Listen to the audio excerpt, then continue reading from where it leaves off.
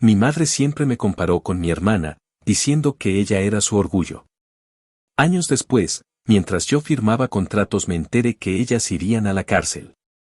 Me llamo hija amada, pero le recordé que madre solo es quien cría, y ella solo supo criar rencor. Desde que tengo memoria, en esa casa el amor se repartía con balanza chueca y yo siempre salía debiendo. Mi madre repetía que mi hermana era su orgullo con esa sonrisa empalagosa que se le ponía en la boca cada vez que la veía entrar con el uniforme planchado y el cabello perfecto. Como si la muy cabrona hubiera nacido de anuncio. Conmigo era distinto, yo era la difícil, la que no entiende, la que no se parece a nadie de la familia, y cuando estaba de malas, la que me salió torcida. Lo decía delante de cualquiera, en la cocina vieja del apartamento en Queens, donde el extractor hacía un ruido del carajo y el olor a cebolla se quedaba pegado en la ropa. O en los pasillos de la escuela cuando venía a regañarme por no esforzarme.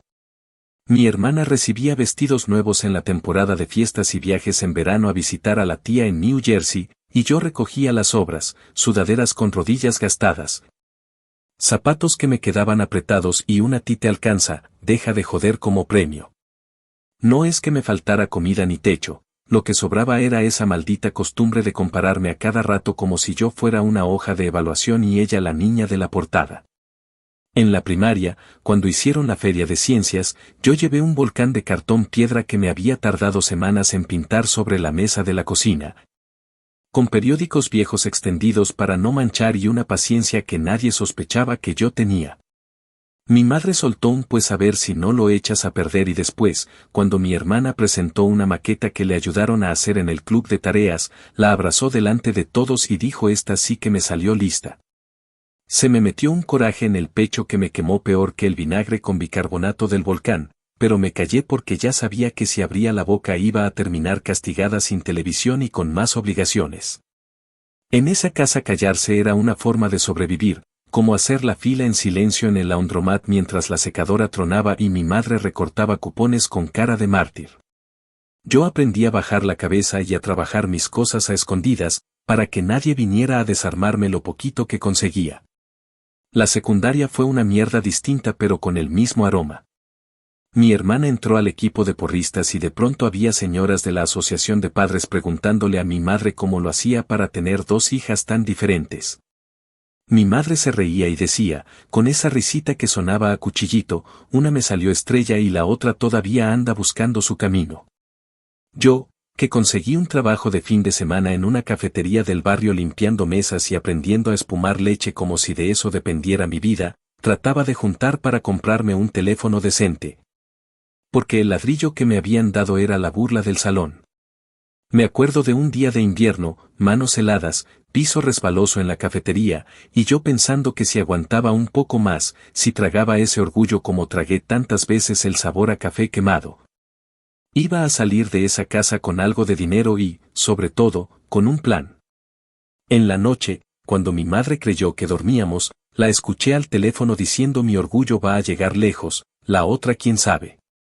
Me tapé con la cobija hasta la frente y juré que, de una forma u otra, me iba a largar y le iba a cerrar la boca.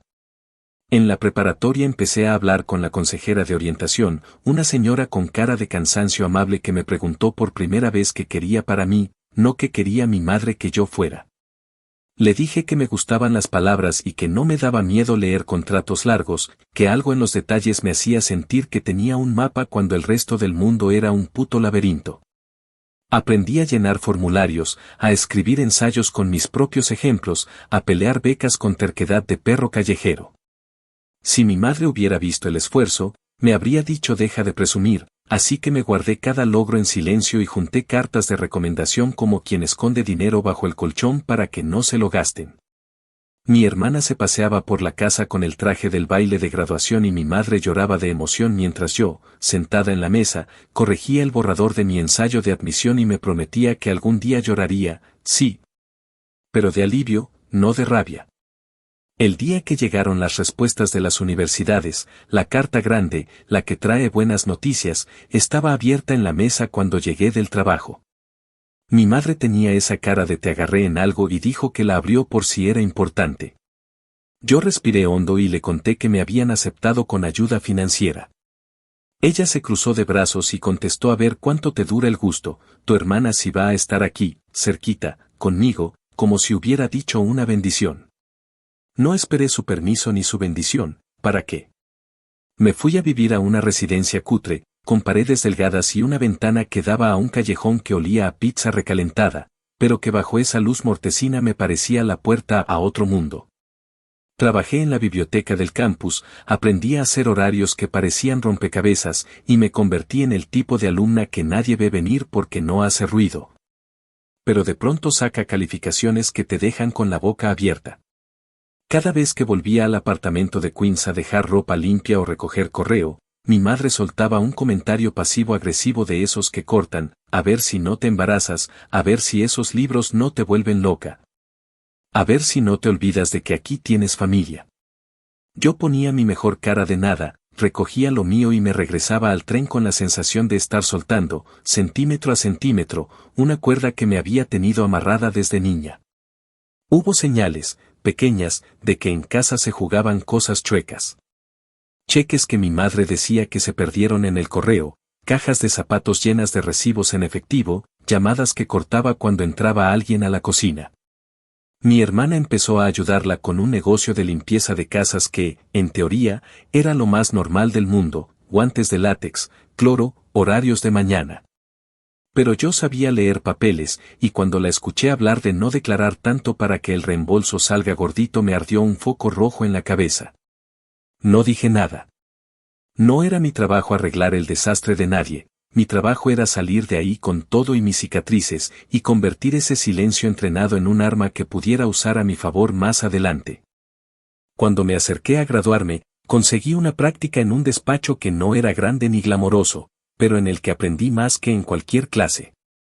Me tocó revisar contratos de arrendamiento, acuerdos de servicios, esas cosas que la gente firma sin leer y luego se arrepiente.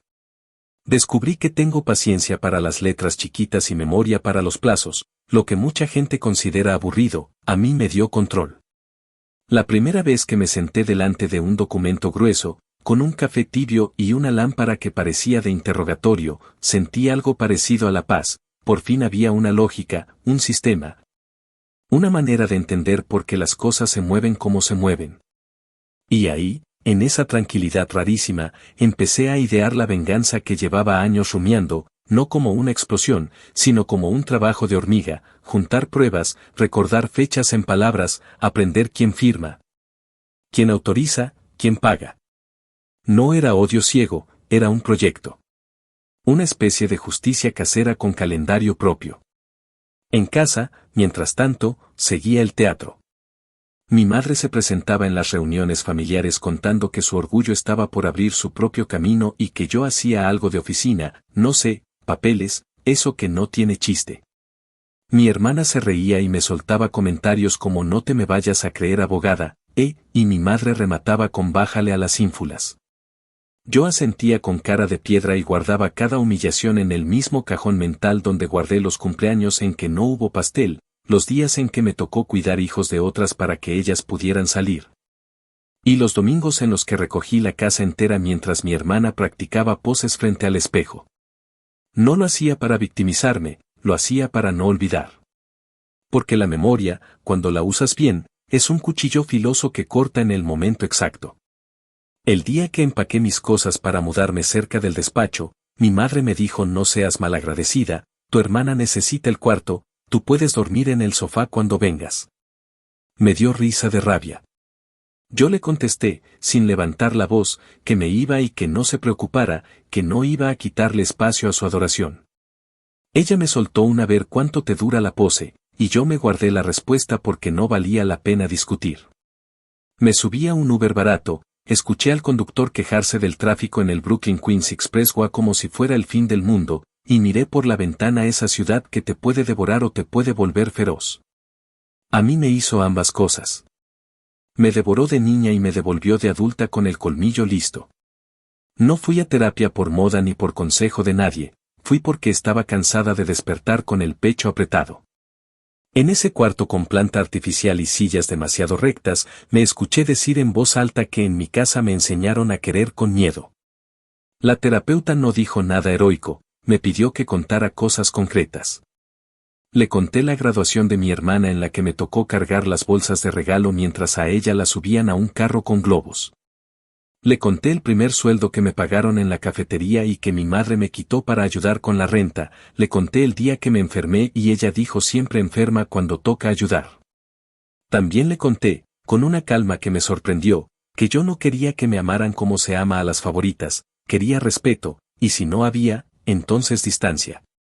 La terapeuta dijo suena a que estás construyendo tu propia familia, aunque sea de una sola persona por ahora. Tenía razón, carajo.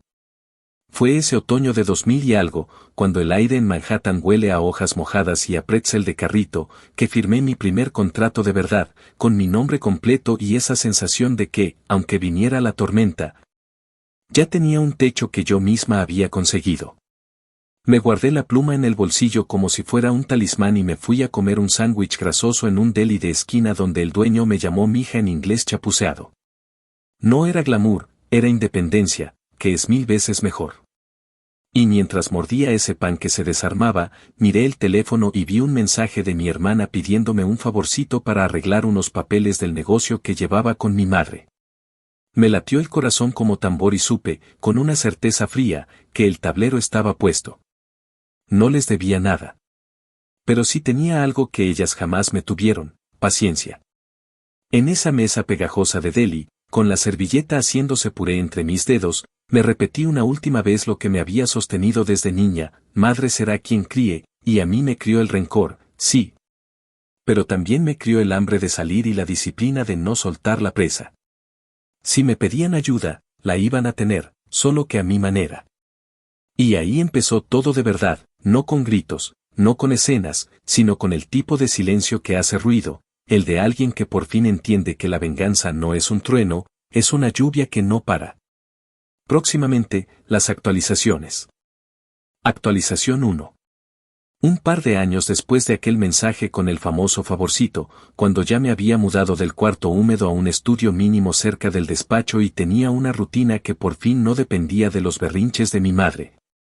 Mi hermana volvió a aparecer en mi teléfono con esa urgencia que huele a humo y a mentira. Me dijo que necesitaban echarle un ojo a unos papeles porque unos clientes se estaban poniendo difíciles y porque a veces los bancos se ponen mamones con los depósitos, y yo, que no había nacido ayer. Entendí que no hablaban de gramática, hablaban de dinero que entraba por la puerta trasera. Acordamos vernos en un diner de Queens que siempre tuvo café recalentado y meseros con cara de haber visto demasiadas películas malas. Elegí ese lugar a propósito porque ahí ningún recuerdo es amable para mí y porque no iba a tener la tentación de quedarme más de la cuenta. Llegué temprano, pedí un sándwich grasoso que se desbordaba de huevo y tocino, y cuando ellas entraron juntas, con esa energía de alianza de guerra, supe que venían a venderme la idea de que todo era un malentendido y que yo, becaria con futuro, podía enderezar el barco. Se sentaron sin saludar bien, como si yo les debiera un aplauso, y mi madre, con esa voz que se finge dulce y sale áspera, dijo que habían crecido mucho, que el negocio por fin estaba despegando. Y que lo único que ocupaban era que yo revisara unos numeritos para que quedaran más bonitos. No me dieron hojas sueltas, me dieron una carpeta de plástico turquesa con recibos fotocopiados. Pantallazos de pagos en aplicaciones de teléfono y facturas hechas con una plantilla descargada de internet donde el nombre de la empresa salía con una falta de ortografía que se repetía en todas partes, como una firma involuntaria más honesta que cualquier rúbrica. Mi hermana, que siempre vistió como si una cámara la estuviera siguiendo, me explicó muy rápido que algunas clientas preferían pagar en efectivo, que otras les transferían por aplicaciones. Que a veces tocaba corregir la fecha para que cuadrara el mes, y que, por supuesto, ellas habían pedido ayuda del gobierno cuando todo se cerró y todo el mundo hablaba de aliviar a los pequeños negocios.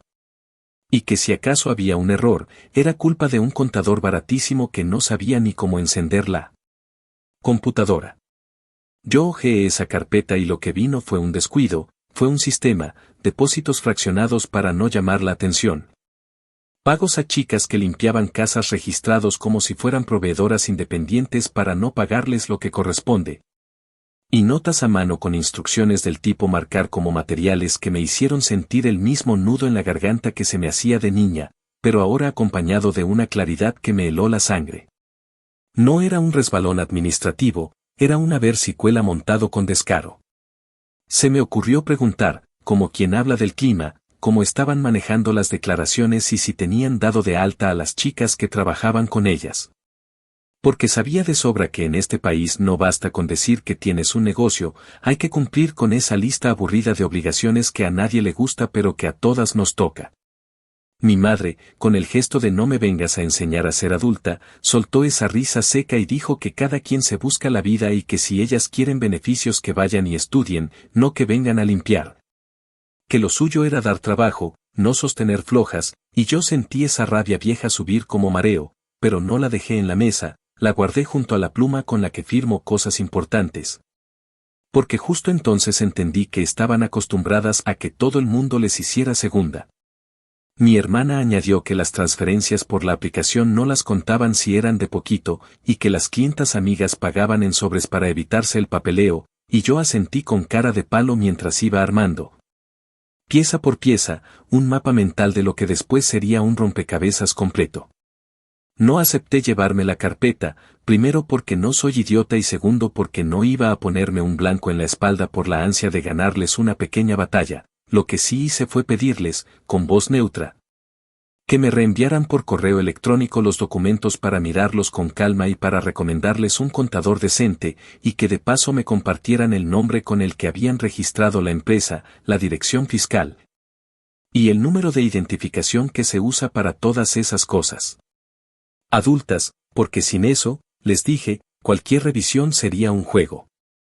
Mi hermana cayó en la trampa de su propia prisa y me dictó todo como quien dicta la contraseña del wifi en una sala de espera, y mi madre, encantada con su fantasía de que yo por fin servía para algo útil, me dijo que si me apuraba nos ahorramos un montón, mija.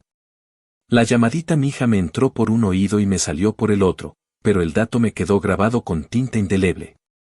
Esa misma noche, sin ruido, prendí la computadora en mi estudio que siempre huele a café y a velas baratas, y me metí en registros públicos como quien entra a un sótano lleno de cajones etiquetados. Porque en este país casi todo lo importante deja rastro, ahí estaba el registro del negocio con una dirección que no correspondía con el supuesto local, ahí estaban las fechas de alta y baja que no cuadraban con los cobros. Ahí estaban los apellidos mal escritos que delatan a quien miente con pereza. Crucé esos datos con listados de contratos municipales que, para mi sorpresa, mencionaban servicios de limpieza con el nombre chueco de la empresa de mi madre en edificios donde yo había revisado arrendamientos, y encontré, como quien se topa una moneda en la acera, un patrón de facturas cortadas a la mitad de mes con descripciones copiadas y pegadas, lo que en la calle llaman parecer legal por fuera y estar podrido por dentro. No estaba cometiendo ninguna locura ni violando secretos del despacho, estaba leyendo lo que cualquier ciudadano con paciencia y tiempo puede encontrar, pero yo tenía algo que el ciudadano promedio no suele tener. La costumbre de no soltar un papel hasta entender quién se beneficia y quién paga la cuenta. Además de ese rastro digital, busqué a las chicas que yo sabía que trabajaban con mi madre y mi hermana, no porque me interesara la chismografía del barrio, sino porque una de ellas, una mujer menuda con manos agrietadas a la que siempre vi salir de nuestro edificio con la espalda rota de cargar cubetas, había llorado un día en la escalera diciendo que le habían quedado mal con el pago. La localicé a través de una conocida de la cafetería donde trabajé de adolescente, la invité a un café lejos de la zona donde mi madre se cree alcaldesa. Y la escuché contar que le daban dinero en efectivo cuando se podía, que luego le pagaban por el teléfono con notas que decían propina para no rebotar. Y que cuando preguntó por qué no estaba en nómina le dijeron que para qué quieres complicarte si así sale para todos. Me pidió, con pena, que no la metiera en problemas, y yo le prometí que nadie iba a saber que había hablado conmigo, que mi intención no era armar escándalos baratos sino enderezar algo que venía torcido desde hace tiempo. Me contó que no le pagaban tiempo extra, que a veces la cambiaban de casa a última hora para aprovechar el día, que si rompía algo se lo descontaban como si fuera un criminal. Y cuando mencionó que una vez la dejaron encerrada porque la señora tenía prisa, me di cuenta de que la mierda no estaba solo en los papeles, estaba en la forma de tratar a la gente, y eso, en mi libro, es peor. Con esa información que cabía en una libreta y en mi memoria, me acerqué a una clínica legal que atiende a trabajadoras de bajos ingresos y pregunté, sin dar nombres que me vincularan: ¿qué recursos existen para quienes son contratadas como si fueran dueñas de su propio negocio cuando en realidad están cumpliendo horarios y órdenes como cualquier empleada? Me explicaron, con palabras llanas, que eso tiene nombre, que es una trampa común para ahorrarse contribuir a lo que toca, que hay formas de denunciarlo sin convertir la vida de la denunciante en un viacrucis. Y me hablaron de oficinas estatales y federales que reciben quejas, de formularios que parecen un infierno al inicio y luego son una linterna. No salí con una medalla ni con fuegos artificiales, salí con un plan y con un puñado de referencias que apreté como si fueran un amuleto, y con la certeza de que si yo iba a mover un dedo, lo haría siguiendo las reglas. Porque si algo me enseñó esa casa donde crecí fue que la trampa siempre termina cobrándote intereses. Mientras avanzaba todo eso, mi madre, que huele la incomodidad como los perros huelen el miedo, comenzó a llamarme con más frecuencia de la normal, con una mezcla rara de cariño falso y órdenes disfrazadas de súplica. Empezó con el hija amada que sirve de azúcar para que pase la pastilla, siguió con historias de clientas que no pagan a tiempo y de bancos que llevan semanas de flojera, y remató con insinuaciones de que, si yo quería, podría formar parte del negocio porque la familia debe ayudarse. Habrá quien se sienta tentado por ese lazo, yo no. Cada llamada me confirmó que lo que buscaban no era mi bienestar, era mi firma, mi conocimiento y, sobre todo, mi silencio. Le contesté con frases planas, le prometí revisar cosas que ya tenía vistas, y al colgar, escribía todo en una libreta con fechas en palabras. Lugares con dirección y detalles mínimos que a cualquiera le parecerían niñedades, pero que yo sé que son las migas de pan que te traen de vuelta cuando te intentan marear. Hubo una reunión más, esta vez en el apartamento donde me criaron, al que entré como se entra a un museo de horrores personales, y en la mesa de la cocina, la misma donde pinté mi volcán de niña y donde me dijeron que no servía para gran cosa, mi madre puso otra carpeta, ahora color vino, con ajustes que supuestamente había hecho un conocido que sabe de esto. Los ajustes consistían en duplicar facturas con descripciones casi idénticas y cambiar el nombre de quien pagaba por el de un administrador que no existía. De modo que cualquier auditoría superficial se entretuviera lo suficiente como para perder el interés. Mi hermana dijo que así lo hacen todos y que si no me parecía, no tenía por qué ponerme complicada, y yo sentí que la venganza, a veces, no es empujar. Es apartarte de la puerta y dejar que se caigan solas con el peso de su propia soberbia. Les dije que no firmaría nada, que no hablaría con nadie en su nombre, que si querían un abogado buscaran uno y lo pagaran con sus propias manos, y que, como gesto de buena voluntad, les iba a mandar por correo una lista de cosas que debían corregir si no querían que ese castillo de naipes se derrumbara con el primer soplido. Me miraron con esa cara de quien no está acostumbrado a que le pongan límites, y mi madre, ya sin azúcar en la lengua, soltó un no seas desleal, y yo pensé en todas las veces que ella fue desleal con la niña que yo fui. Y supe que no me iba a doblar. Esa noche envié un paquete por correo certificado a la oficina estatal correspondiente con copias de documentos públicos, con un resumen redactado con el tono más aséptico que pude. Con un relato de prácticas que no mencionaba nombres de trabajadoras, porque no iba a poner a nadie en riesgo, y con mi información personal fuera de todo, porque no estaba interesada en créditos ni en palmaditas. Estaba interesada en que la rueda girara y aplastara, finalmente, a quien tenía que aplastar. También compartí, en privado, con la clínica legal, un resumen de la situación para que, si alguna de aquellas trabajadoras quisiera, pudiera recibir apoyo sin que se le viniera encima el cielo, y guardé una copia de todo. En papel y en un par de memorias, porque si hay algo que aprendí rodeada de gente que miente con tranquilidad, es que la memoria sola se deformará, pero el papel dice la verdad con la frialdad de un quirófano, y esa frialdad, por una vez, estaba de mi lado.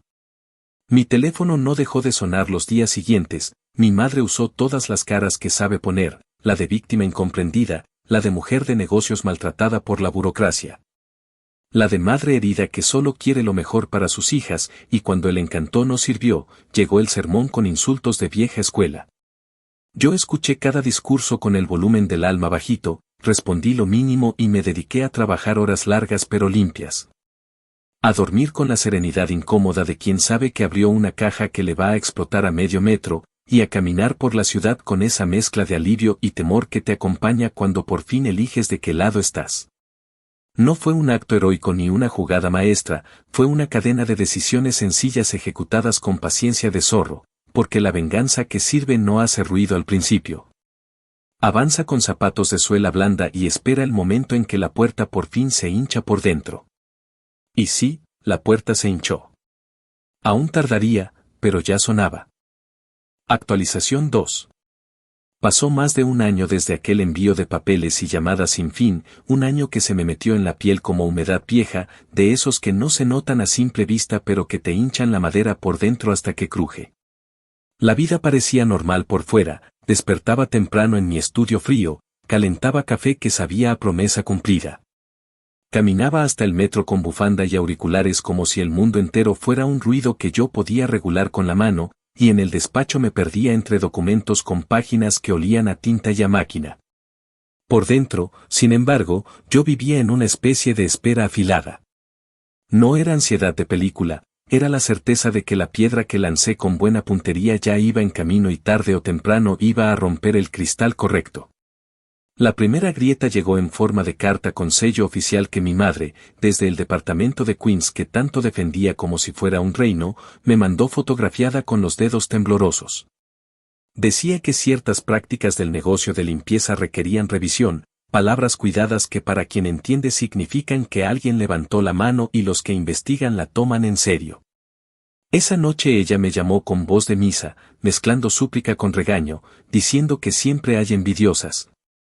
Que así es como derriban a quienes trabajan y que necesitaba que yo hablara con mis amigos para explicar que todo era una confusión. Yo me serví otro café, apoyé el vaso en la ventana empañada y le respondí que no tenía amigos en ninguna parte que hicieran magia, que si todo estaba en regla no había de qué preocuparse. Y que si había cosas chuecas lo mejor era corregirlas antes de que crecieran. Me colgó en seco tras soltar un siempre fuiste desagradecida y yo me reí bajito, no por crueldad sino porque por primera vez su guión me pareció viejo, gastado, indigno del miedo que me metió tantos años. Las visitas empezaron discretas. Una mañana de viento helado, una mujer con portapapeles y un hombre con cara de no dormir mucho tocaron la puerta del local que mis tías siempre presumieron como si fuera un emporio y pidieron ver horarios, pagos y contratos. No hicieron escena, no levantaron la voz, no amenazaron a nadie, hicieron preguntas sencillas con un tono monótono que pone más nerviosa a la gente que cualquier grito. Yo no estuve ahí, me enteré porque una de las chicas que limpian, a quien yo había invitado a un café semanas atrás, me escribió un mensaje corto diciendo que por fin alguien había preguntado por sus horas.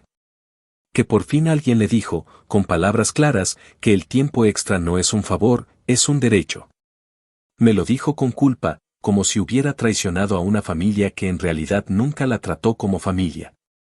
Le respondí que respirara, que no hablara de mí, que dijera la verdad con calma, y apagué el teléfono con esa mezcla extraña de orgullo y rabia que a veces te hace sentir la justicia cuando llega tarde. Mi madre intentó controlar el incendio con gasolina. Empezó a cambiar historias según el oído que la escuchaba. A unas clientas les decía que todo era un malentendido de papeles, a otras que una exempleada despechada quería dañarla. Y en el barrio corría la versión de que la hija rebelde, es decir yo, la había puesto en la mira por venganza. En otro tiempo me habría dolido, ahora me dio igual.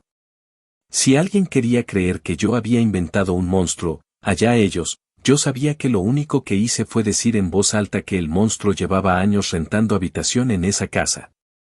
Mi hermana, que siempre jugó a la estrella de su propia serie, me llamó llorando en altavoz desde el carro, y entre sollozo y sollozo me reclamó que cómo se me ocurría meter al gobierno, que si quería ver las presas. Que si me había vuelto tan fría como para ver sufrir a mi propia sangre. Le contesté, con una calma que me salió del cuerpo cansado, que sangre es la que te sostiene cuando te caes, no la que te mete el pie para que te partas la madre. Colgó insultándome y a los 2 minutos llamó con voz dulce, jurando que nunca dijo nada de lo que acababa de decir. Me dio más pereza que tristeza. Es agotador ver a alguien tratar de manipularte con trucos de feria cuando tú ya no compras tickets. mientras ellos jugaban al teléfono roto, en el despacho la vida seguía. Revisábamos arrendamientos con cláusulas raras, pleitos de vecinos con odio heredado, y yo me ocupaba de no mezclar mi venganza con mi trabajo. No por miedo a ensuciarme, sino por respeto a la cosa que más me costó, el nombre limpio con el que firmo. Un día me pidieron presentarme en una oficina de esas que tienen pasillos largos y alfombra demasiado mullida para un bolsillo normal, para aclarar un par de dudas sobre documentos públicos que yo había citado en mis escritos. No era una emboscada, era un trámite. Les expliqué con palabras simples dónde había encontrado cada dato, cómo encajan los registros abiertos cuando les dedicas tiempo, qué patrones saltaban a la vista sin necesidad de mover una sola pieza indebida. Me fui a casa con los hombros tensos, pero con la tranquilidad de haber caminado por el lado seguro de la cerca. Con el clima todavía frío pero con los escaparates llenándose de ropa de primavera, apareció lo que siempre aparece en estos casos cuando las cosas no cuadran, cuentas congeladas por un rato. Llamadas de bancos que quieren verificar movimientos, proveedores que ya no quieren facturar sin ver dinero contante porque sienten el olor de la tormenta. Mi madre, que había vivido años creyendo que el mundo se dobla con la misma facilidad con la que una dobla la ropa recién planchada, chocó de frente con ese muro y le agarró un ataque de dignidad fingida. Empezó a presentarse en oficinas con una carpeta gruesa y una verborrea de víctima profesional, y salía de ahí con la sonrisa rota, como quien por fin entiende que la compasión no sustituye lo que debe estar en regla. Mi hermana se movía por Queens y por Brooklyn como gallina sin cabeza, cambiando citas, prometiendo pagos, ofreciendo descuentos a diestra y siniestra, y una tarde de cielo plomizo. En plena acera de un barrio que huele a comida de muchos países y a cansancio, dos personas con chamarras sencillas y placas colgando de una cadena la interceptaron. No la empujaron ni la humillaron, le hablaron con voz firme, le dijeron su nombre completo con todos sus apellidos, y le explicaron, delante de un puesto de flores, que necesitaban que los acompañara para aclarar asuntos relacionados con facturación falsa, robo de salarios y uso indebido de ayudas que, en su momento, se otorgaron para sostener pequeños negocios. No para engordar cuentas personales. Ella reaccionó como reacciona quien se sabe actriz, preguntó si estaban grabando, si podían darle 5 minutos, si podían hablar con su abogada, que por supuesto, según ella, era yo. Uno de los agentes, con paciencia de santo y cara de estar acostumbrado a ese teatro, le indicó que yo no era nada en ese asunto ni lo sería, y que ya habría tiempo de llamadas desde la oficina adecuada. Me enteré no por televisión ni por chisme, me enteré por una llamada directa de mi madre que sonó como una sirena vieja. Dijo que yo estaba feliz, que esto era lo que quería, que viera lo que había hecho, que mi orgullo estaba sufriendo, que cómo podía dormir sabiendo que mi hermana iba a pasar por un cuarto frío donde le quitarían los cordones. No le subí el volumen a su tragedia, no por crueldad, insisto, sino por higiene mental. Le dije que respirara, que buscara un abogado con licencia que no fuera una amiga de una amiga, que juntara papeles de verdad y no historietas. Y que dejara de llamarme hija amada cuando lo que en realidad quería era un salvavidas que yo no iba a lanzar. Me colgó entre llantos y maldiciones, y yo me quedé con el teléfono en la mano mirando mi reflejo en la ventana, pensando en la niña que fui y en lo mucho que me habría gustado que alguien me dijera, entonces, que sostener un límite es más revolucionario que cualquier grito. La noticia, como todo en esa ciudad, se regó a velocidad absurda. En el edificio donde crecí comenzaron a aparecer teorías, que si el gobierno se ensaña con los nuestros, que si la competencia envidiosa, que si las muchachas que limpiaban se pusieron de acuerdo para sacar dinero fácil. Que si yo, con mi título a medias y mis modos de sabelotodo, empujé la primera ficha del dominó por pura maldad. En otra época habría tratado de limpiar mi nombre, ahora me limité a seguir trabajando, a cocinar pasta barata con salsa de frasco y a caminar por el puente de Keensboro una noche de viento que me despeinó las ideas. En el despacho, mi jefe me preguntó, con ese tacto retorcido que aprenden algunos hombres que han visto demasiadas películas de abogados, si yo estaba bien. Le dije la verdad, que sí y que no, que el cuerpo duerme mejor cuando la mente entiende que por fin hiciste lo que tenías que hacer, pero que el corazón, ese que aprendió a querer con miedo, todavía tiembla cuando escucha la voz de su madre en modo incendiar. Me dijo que me tomara un día, Se notaba que no sabía dónde poner las manos. En paralelo, una de las chicas que limpiaban, la misma de manos agrietadas, recibió una carta con el informe de horas que declaró en su entrevista. Venían montones de líneas con fechas en palabras y rangos que por fin la trataban como lo que es, una trabajadora. Me escribió que lloró, que sentía vergüenza de llorar por un papel, y yo le dije que llorara todo lo que necesitara, que a veces la dignidad llega con un sello de oficina y no por eso duele menos. Que se preparara para preguntas adicionales y que si alguien intentaba asustarla, me llamara para conectarla con la clínica legal que, sin hacer ruido, ya tenía su nombre en una lista de personas a las que, esta vez, nadie iba a hacer a un lado. No soy heroína de nada, soy una mujer terca con buena memoria, pero esa tarde me permití sonreír con ganas, porque un ladrillo se había movido un pedacito del lugar en que lo habían clavado. Mi madre intentó un último truco, uno de esos que le funcionaron toda la vida.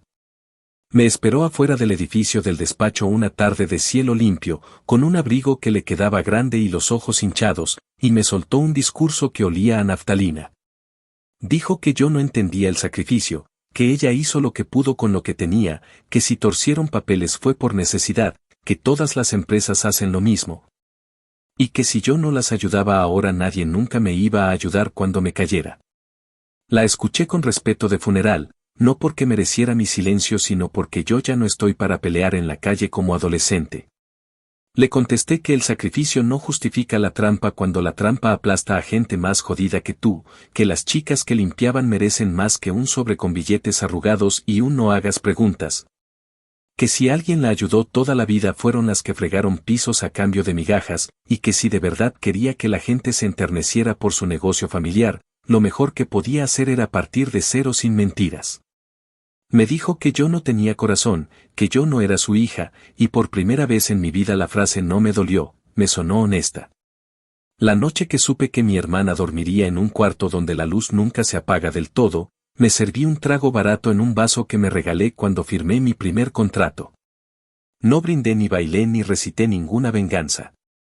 Me senté en el piso, apoyé la espalda en la cama y dejé que el cuerpo bajara la guardia. Pensé en la chica que limpiaba encerrada porque la señora tenía prisa, pensé en la carta en la que la nombraban por su nombre completo, con respeto, y pensé en mi propio silencio adolescente. Ese que me salvó la vida cuando todo lo demás en casa se sentía como una trampa.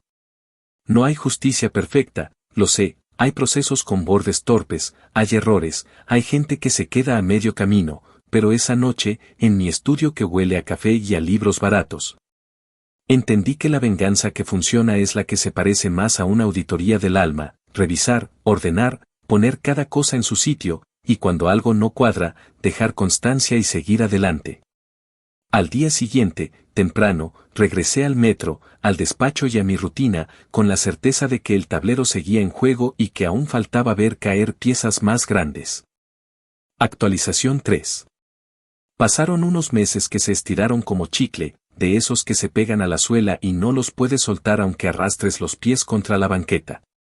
La ciudad siguió con su ruido de siempre, trenes que rechinan, sirenas a lo lejos, vendedores que gritan ofertas de comida en la esquina, y yo me movía dentro de esa bulla con una rutina casi religiosa, oficina, café barato, caminata rápida para sacudirme el frío y terapia cada cierto tiempo para no guardarme los fantasmas debajo de la lengua. Mientras tanto, allá en Queens, la cosa se fue enredando con la velocidad torpe de lo inevitable. A mi hermana la presentaron ante una jueza en una sala que huele a alfombra vieja y a nervios sudados, y aunque no estuve ahí, me contaron detalles que reconocí porque en este país los procedimientos tienen su propio libreto. Preguntas básicas, un abogado cansado intentando sonar heroico, una lista de cargos que no necesitan gritos para helarte la espalda. Mi madre salió de ese edificio con la boca apretada y la mirada clavada en quien se le cruzara, como si buscara culpables en el rostro de cualquiera menos en el espejo. Ese mismo día me dejó un mensaje de voz que empezaba con esa miel falsa que siempre usa cuando necesita algo, hija amada. Me lo dijo con esa modulación empalagosa que no usó jamás cuando yo era niña y me quebraba de fiebre o de tristeza. Dijo que necesitaba hablar conmigo con urgencia, que la familia es la familia, que por favor le contestara. No la llamé de regreso esa noche porque me conozco y sé que el cansancio me ablanda los bordes. Fui a casa, me quité los zapatos, me senté en el piso con la espalda en la cama y escuché el mensaje otra vez, despacio, como quien prueba un vino sospechando que está avinagrado. Al día siguiente, ya con el café haciendo su trabajo y la cabeza más fría que el viento que corría por la avenida, marqué su número. Atendió al primer timbrazo, como si hubiera estado parada junto al teléfono acostada de ansiedad, y arrancó con un rosario de frases que mezclaban culpa, chantaje, nostalgia inventada y reproches reciclados. Dijo que entendía que yo estuviera enojada por cosas del pasado, que todas las madres se equivocan, que lo importante era el presente, que mi hermana estaba hecha polvo, que nadie aguanta lo que ella estaba aguantando. Y que si yo movía unos contactos, si yo hablaba con alguien de esos con los que trabajas, quizá las cosas se resolverían sin tanto drama. Me habló del negocio como si fuera una criatura herida que solo necesitaba un vendaje, no un quirófano, y en medio del llanto deslizó esa frase que había practicado seguro frente al espejo, mi hija amada. La dejó caer como si fuera una llave que abre todas las puertas. Sentí que me hervía la sangre y al mismo tiempo me quedé helada por dentro, como cuando te dan una noticia y tu cuerpo no decide si vomitar o echarse a reír. Le respiré hondo al auricular y le contesté sin subir la voz, porque el volumen no hace más verdadera la frase, me llamas hija amada ahora, pero madre solo es quien cría, y tú solo supiste criar rencor. No lo dije para herir la carne, lo dije para etiquetar la caja correcta. Hubo silencio, uno de esos silencios espantosos en los que escuchas cómo cae el maquillaje. Después vino el estallido, su clásico, que como me atrevía, que estaba desubicada, que la sangre no se niega, que un día yo también iba a necesitar a alguien y ese alguien no iba a estar. Le respondí que no necesitaba que estuviera, que me había hecho a mí misma sin su mano, que si quería ayuda la buscara dentro de la ley y no en la sombra de mi apellido. Que lo único que podía hacer por ellas era no estorbar en el camino que ya habían escogido. Y colgué. Lo que vino fue la ofensiva por otros flancos. Tías con su moralina de domingo llamando para decirme que estaba siendo cruel, primas que jamás preguntaron si yo ya comí escribiéndome sermones por mensaje. Una vecina metiche reenviando audios donde mi madre se pintaba como una santa perseguida, y mi hermana, que desde el teléfono de alguien más me soltó un párrafo viscoso intentando un plan que olía a tampering aunque ni siquiera supiera pronunciar la palabra, que si yo decía en voz alta que todo había sido un malentendido. Que si escribía un correíto sugiriendo que las facturas se hicieron a la carrera por la crisis, que si por favor, que si esta vez sí, que si por qué nos odias tanto. No contesté a ninguno de esos anzuelos. En el despacho pedí hablar con la persona de cumplimiento, ese rol gris que evita incendios, para dejar asentado que no iba a usar recursos del trabajo, que no aceptaría ningún papel de parte de ellas. Que no tomaría llamadas disfrazadas de consulta gratis. Me miraron con esa mezcla rara de respeto y lástima que tienen los que han visto gente quemarse por mezclar lo personal con lo profesional, y me dijeron que estaba haciendo lo correcto, que la distancia ordenada también es ética. Me fui de esa reunión con un nudo menos. Mi madre, que no sabe dejar morir un truco, empezó a jugar al péndulo entre la súplica y la amenaza. Un día me llamó con voz suave, casi infantil, para recordarme aquel par de veces que, según ella, me sostuvo cuando yo no podía más, exagerando escenas que nunca sucedieron. Al siguiente día me habló fría, diciéndome que lo iba a contar todo, que iba a decir que yo había empezado una cacería por envidia, que iba a mencionar nombres que yo había guardado con cuidado. La dejé hablar hasta que se cansó y cuando respiró para el siguiente ataque le dije que hiciera lo que tuviera que hacer, que yo estaba tranquila con mi parte. Que las trabajadoras que explotaron tenían más derecho a gritar que cualquiera de la familia, y que si pensaba que llamándome desagradecida iba a lograr que yo firmara una mentira, no me conocía en lo absoluto. Me colgó otra vez. Ese día me dolió la quijada de apretar los dientes y me fui a caminar sin rumbo por un par de avenidas hasta que el cuerpo me pidió sentarme en un banco. Miré a gente que no conozco apurar el paso para llegar a sus cosas, y me di cuenta de que no quería que mi vida completa se redujera a sobrevivir los coletazos del pasado. La venganza que había elegido no era caos ni espectáculo, era poner en su sitio cada pieza, y parte de eso era decir no, sostener el no, y repetir el no cada vez que forzaran la puerta. Mi hermana, mientras tanto, se movía con la torpeza de quien quiere convencer al mundo de que siempre fue ingenua. Cambió de abogado 2 veces, me consta porque el barrio inventa poco y observa mucho. Primero apareció un tipo de traje ancho que se vendía como tiburón pero olía a oficina que comparte impresora con un salón de uñas, después llegó una abogada más seria. De esas que no prometen milagros y miran todo como si fueran a desmontarlo hasta el último tornillo. La nueva abogada intentó el gesto correcto y me mandó un correo educado preguntando si yo estaría dispuesta a una conversación informal para entender el contexto familiar. Le contesté con la misma educación que no, que cualquier cosa debía ir por los canales formales y que, por mi propio bienestar y por el suyo, yo prefería mantener toda comunicación a través de documentos públicos.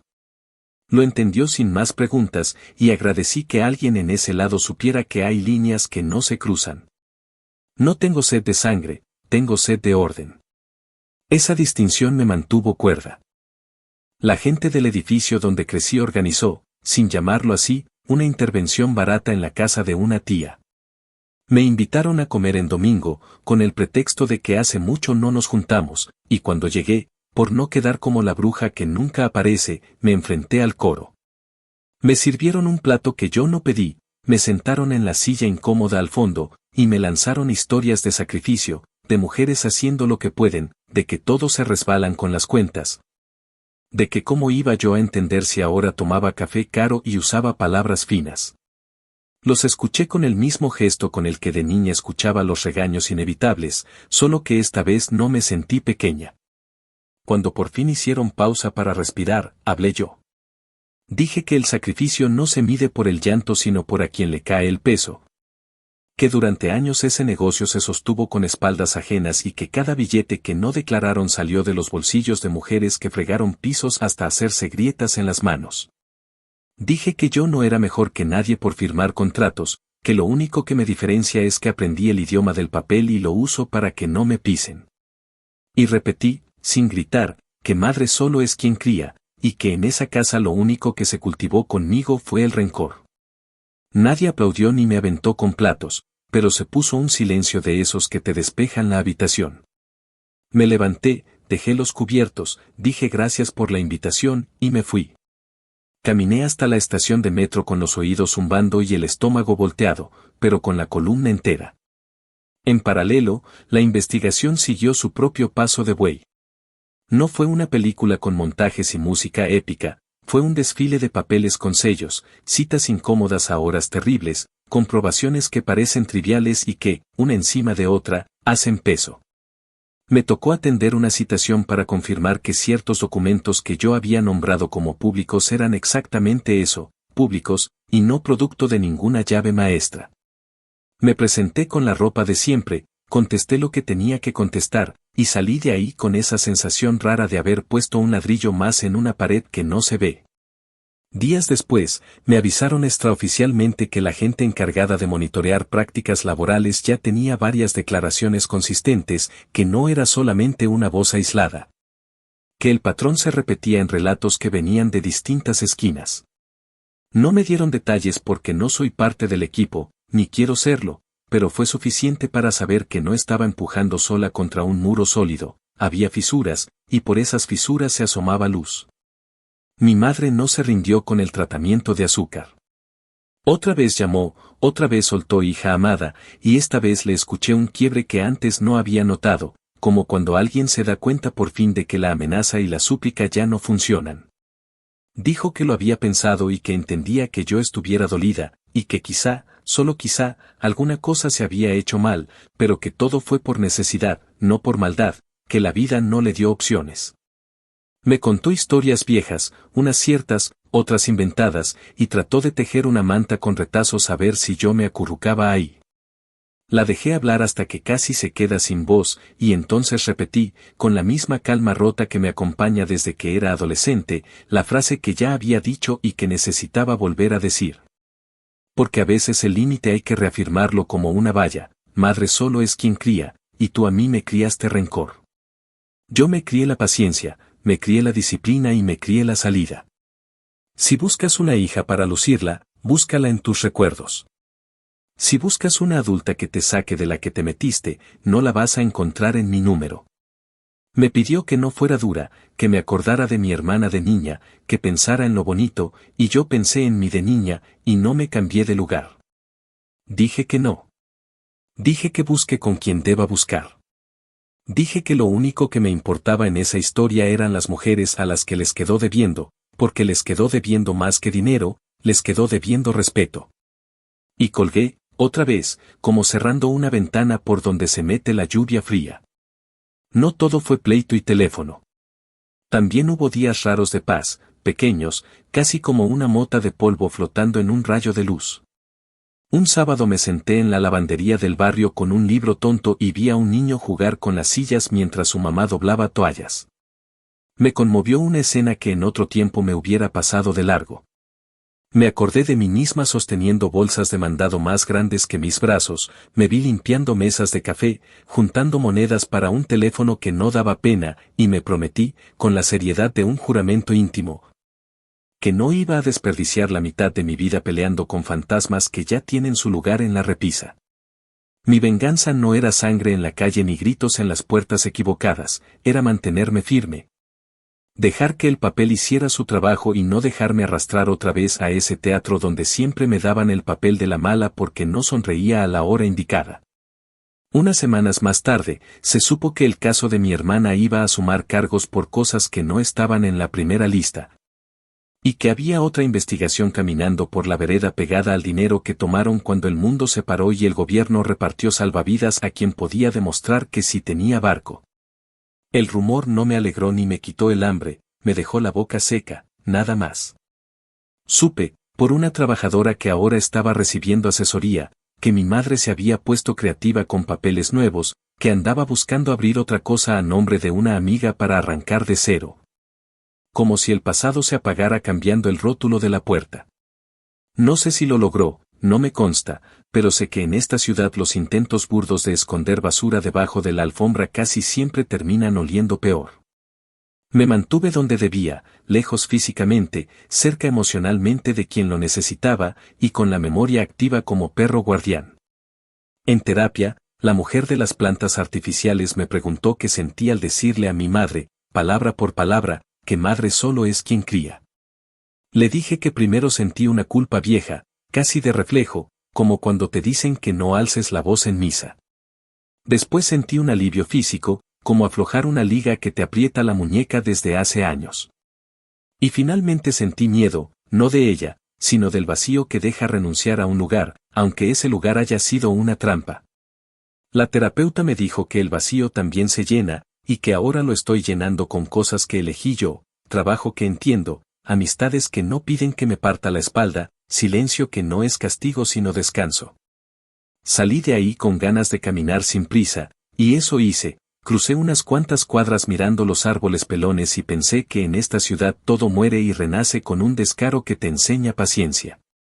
Hubo un último episodio antes de que la calma rara se instalara por un rato.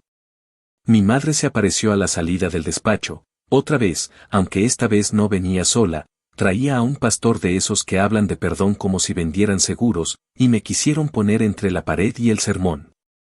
Me hablaron de reconciliación, de empezar de nuevo, de lo sagrado de la familia, y yo, que respeto las creencias ajenas siempre y cuando no me las avienten a la cara como piedra, les dije que el perdón no es borrar las cuentas, es saldarlas, y que lo sagrado no es la familia en abstracto sino la dignidad de cada quien.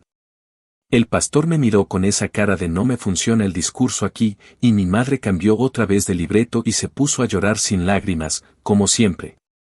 Repetí que no iba a afirmar nada, que no iba a llamar a nadie, que no iba a cargar con su vergüenza para aligerarles el camino, y me despedí con un adiós cortito, del tamaño justo.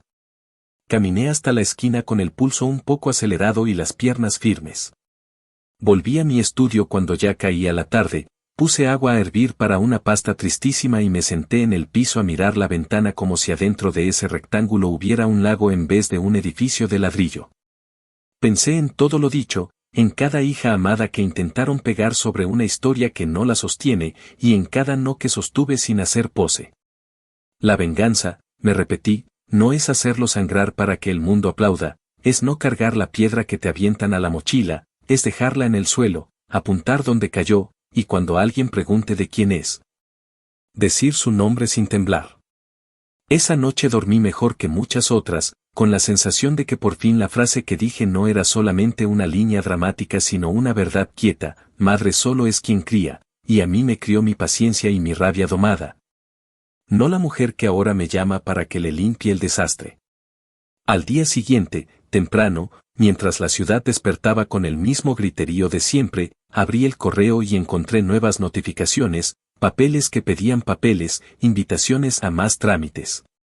Me serví café, me puse la chaqueta, y salí a hacer lo que me toca: vivir, trabajar, y dejar que el agua siga horadando la piedra. Actualización 4. Pasó más de un año desde la última vez que hablé con mi madre. Para entonces ya no me temblaban las manos al pensar en ella, ni me quedaba sin aire al recordar la voz de mi hermana. El caso seguía avanzando con su propio ritmo burocrático, lento y constante, como un tren viejo que no se detiene pero tampoco se apresura. Yo seguía trabajando en el despacho, subiendo poco a poco de puesto, ganando experiencia y aprendiendo a moverme entre reuniones donde la gente hablaba de dinero como si hablara del clima. La ciudad se había vuelto mi casa, aunque todavía había noches en las que el silencio de mi estudio me pesaba más que cualquier ruido del tráfico. A veces, mientras revisaba contratos o cenaba sola frente a la televisión, pensaba que todo ese camino, con sus años de rabia y paciencia, me había preparado para este punto. El momento en que el pasado iba a rendir cuentas por sí mismo. La citación para el juicio llegó un martes de invierno, doblada dentro de un sobre grueso, con mi nombre escrito en letras impresas que parecían más frías que cualquier carta familiar. No me llamaban como acusada ni como testigo principal, solo como alguien que había aportado información verificable. Era un papel que, para cualquiera, significaría poco, pero para mí representaba el cierre de un ciclo que empezó cuando tenía 10 años y mi madre me dijo que nunca sería como mi hermana. No planeaba asistir, no tenía la obligación, pero algo en mí necesitaba verlo. No por morbo, ni por orgullo, sino por ese instinto de supervivencia que te pide presenciar la caída del monstruo para asegurarse de que no va a volver a levantarse. El tribunal estaba en el centro, un edificio gris con ventanales altos y pasillos que olían a desinfectante y a papel húmedo. Llegué temprano, con el mismo traje que uso para firmar contratos importantes, cabello recogido y esa cara neutra que aprendí a poner cuando no quiero que nadie lea lo que pienso. Me senté en la parte de atrás, entre desconocidos que cuchicheaban o revisaban sus teléfonos. La sala era un rectángulo lleno de ecos, el murmullo de los abogados, el sonido seco de los tacones, el zumbido constante del aire acondicionado. Y ahí estaban ellas, en la mesa de enfrente, mi madre y mi hermana, vestidas de beige, con la misma mirada que usaban cuando querían dar lástima. Mi hermana tenía el rostro pálido, los labios apretados, y una expresión que oscilaba entre el miedo y la soberbia.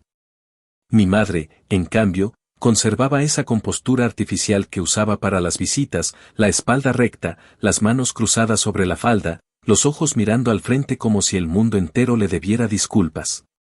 Cuando la juez entró, todos se pusieron de pie, y en ese breve instante en que el silencio cayó sobre la sala, sentí que el aire pesaba. Escuché cómo se leían los cargos con esa voz mecánica que no distingue entre inocentes o culpables. Las palabras fraude, evasión y falsificación de documentos se mezclaban con fechas que yo conocía de memoria. Era extraño oírlo todo narrado así, sin emoción, sin rabia, sin historia, solo como hechos en una línea de tiempo. Mi madre mantuvo la mirada fija en la jueza, pero a veces su vista se desviaba hacia el público, buscándome, supongo. Cuando nuestros ojos se cruzaron, no aparté la mirada. Ella me sostuvo la suya por un segundo, apenas lo suficiente para reconocerme, y luego bajó la vista como quien entiende demasiado tarde que perdió la última carta que le quedaba. El abogado defensor intentó lo imposible. Habló de malentendidos contables, de errores administrativos, de una mala asesoría, y hasta de los estragos emocionales de la pandemia, como si todo se redujera a un descuido doméstico. La jueza lo escuchó sin pestañear, revisando papeles, haciendo anotaciones, asintiendo con esa cortesía que no promete nada. El fiscal, un hombre calvo con voz grave, presentó los registros bancarios, los cheques con firmas repetidas, los correos entre mi madre y mi hermana donde coordinaban pagos en efectivo. Y los testimonios de las trabajadoras que yo había ayudado a contactar con la clínica legal. Una de ellas, la mujer de manos agrietadas, subió al estrado y habló sin titubear. Dijo su nombre completo, relató las horas que trabajó sin recibir pago y cómo la hicieron firmar papeles que no entendía. Su voz temblaba al principio, pero después se volvió clara, firme, con una dignidad que me hizo apretar los puños sobre mis rodillas. Cuando terminó, el silencio en la sala fue tan profundo que se escuchaba el roce del papel entre los dedos de la jueza. El abogado de mi madre trató de desarmarla con preguntas, insinuando que quizá había malinterpretado, que las cosas se dijeron en otro contexto, que no era más que una empleada resentida. La mujer lo miró con una mezcla de tristeza y desprecio y dijo que solo quería justicia, no venganza. Y ahí supe que el ciclo se había cerrado de verdad, porque la palabra venganza ya no me pertenecía solo a mí. Había sido una llama que encendí, sí, pero ya había prendido en otros corazones, y ahora caminaba sola, sin mi ayuda. El juicio duró varios días, llenos de recesos, cafés tibios y esa espera interminable en los pasillos donde la gente fuma más de lo que debería. Yo iba solo a ratos, no por obligación, sino porque necesitaba ver cómo la historia se desenredaba frente a mis ojos. En una de esas sesiones, escuché a mi madre declarar. Su voz sonaba cansada, menos altiva, pero todavía intentaba manipular a quien la escuchara. Dijo que todo lo hizo por su familia, que ella solo quería dar oportunidades a sus hijas, que los errores eran culpa de otros, que confiaba demasiado. Cuando mencionó mi nombre, el abogado fiscal la interrumpió de inmediato, recordándole que no debía involucrar a terceros no imputados. Ella se calló, pero su mirada me buscó una vez más. No le di nada. Ni gesto, ni emoción, ni palabra. Esa era mi victoria más grande, no tener que explicarme.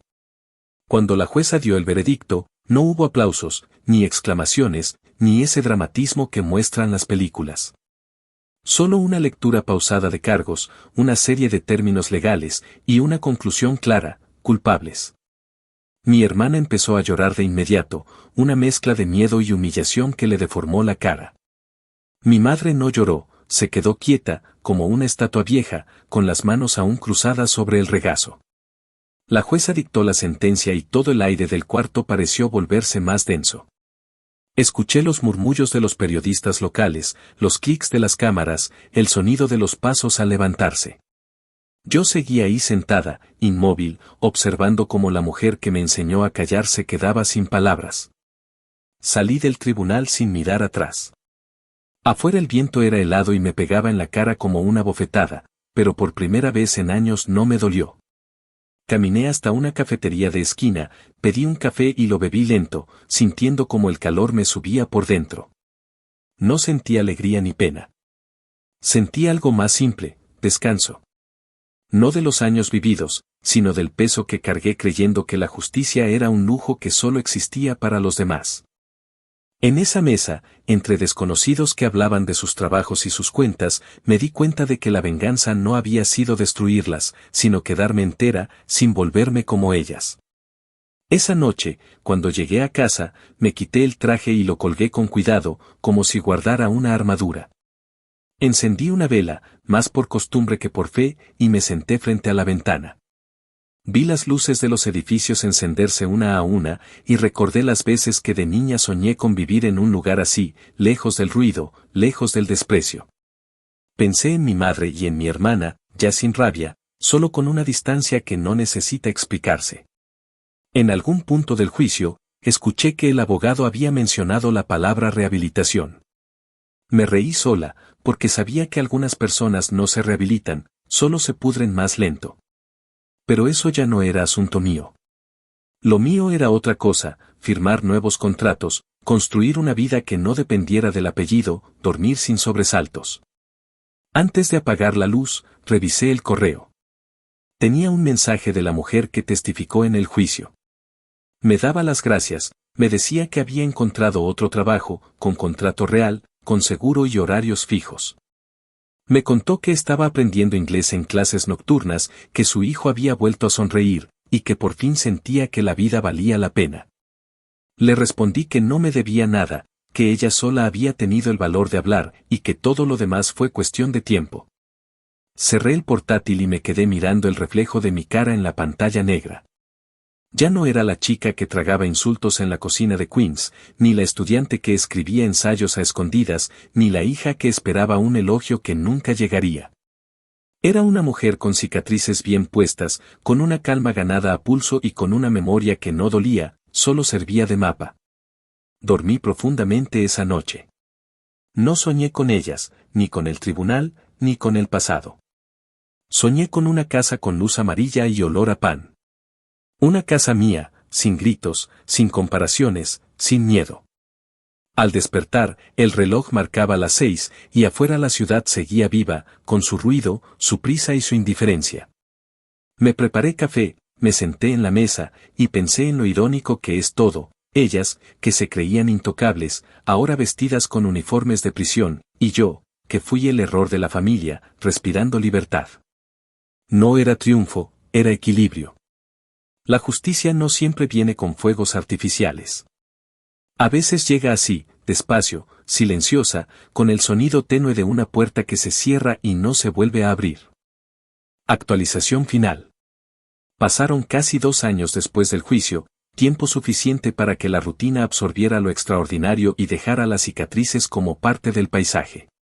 La ciudad siguió siendo igual de cruel y maravillosa, con trenes que se retrasan, oficinas que huelen a café recalentado y calles que cambian de rostro con cada temporada.